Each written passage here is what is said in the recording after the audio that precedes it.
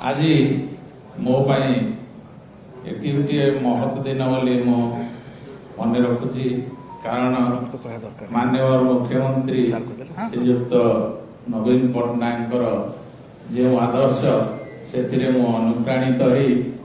विजु जनता दल में जोगदेली पाखरे चिर ऋणी। आज श्री महेश चंद्र धल महोदय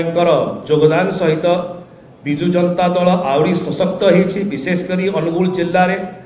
एवं जो प्रकार भाव में लोकाभिमुखी कार्य से कर जड़े शिक्षाविद भाव में कोविड हॉस्पिटल माध्यम बहुमूल्य जीवन बचाइवाठू नहीं मागणा ऑक्सीजन दबारे दक्षता विकास क्षेत्र में से निश्चय